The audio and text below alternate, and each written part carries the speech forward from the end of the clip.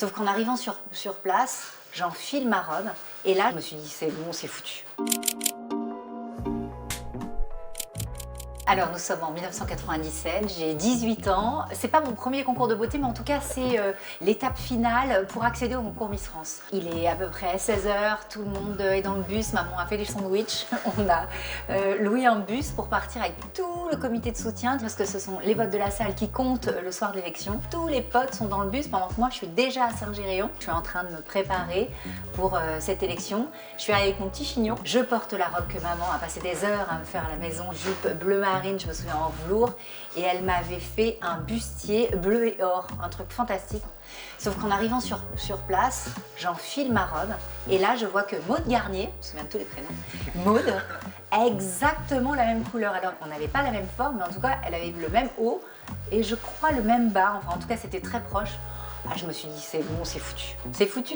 Le concours, il s'est bien déroulé. Après, je suis quelqu'un qui, comme ça, semble avoir confiance en elle, mais pas du tout.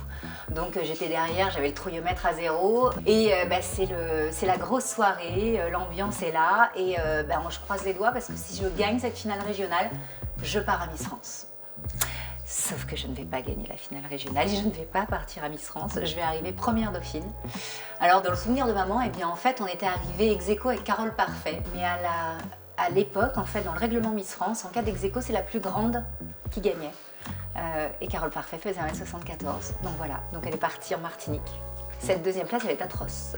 Je sais qu'il faut être fair-play, alors je suis fair-play, mais j'ai les boules. J'ai les boules parce que c'est la première fois que je participe à une élection régionale de Miss France. Il faut comprendre qu'avant, on se présente dans son département et puis ensuite, on va à la régionale, nous sommes pleins, on s'est préparé pour ça. Et en fait, en l'espace de 3 secondes, quand ils t'annoncent et la première dauphine est la numéro, je ne sais plus combien j'avais, 8 ou 12, là tu te dis bon voilà, c'est foutu quoi. C'est foutu, alors tu gardes le sourire, tu restes digne, hein, parce que tout ton petit comité de soutien est là. Maman va pleurer, tu le sais, donc si toi tu pleures, déjà qu'elle est triste, ça va lui en remettre une couche, donc non. On a la victoire digne, on a la victoire souriante, mais au fond de moi-même, je suis au bout de ma vie. Le retour en bus, il a été très très compliqué. Je pense que je n'ai plus entendu ma mère pendant 1h30 de route. Maman qui essaye de montrer que non, elle n'est pas déçue, que vraiment c'est une maman qui est supportive et tout ça, mais je sens, je le vois en fait. Si moi je suis déçue, mais elle c'est pire que ça. Je pense qu'elle a mal pour elle et elle a mal pour moi, comme toutes les mamans d'ailleurs. Donc moi, mon retour en bus a été compliqué. Il n'y a plus personne qui chante, hein, tout le monde dort. Enfin, on fait semblant de dormir. Mais ouais, non, l'ambiance, elle est plus là. Je suis pas mauvaise perdante, mais je lâche pas facilement. Donc quand tu participes à une élection de Miss et que tu arrives première dauphine, faut laisser un temps. Voilà, il faut digérer le truc. J'avoue que maman regardait tous les ans l'élection de Miss France.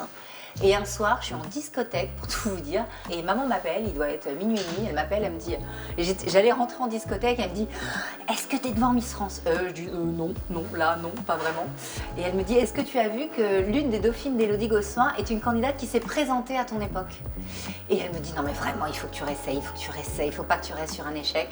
Et je m'étais promis de me représenter un jour. Et 6 mois après, un article dans le Progrès, ma soeur m'appelle, l'élection de Miss Lyon. Donc on décide de rien dire, d'y aller avec notre petite fierté dans notre poche. Donc comme ça, maman n'est pas au courant. Si je gagne pas, c'est pas grave. La honte n'est pas sur la famille.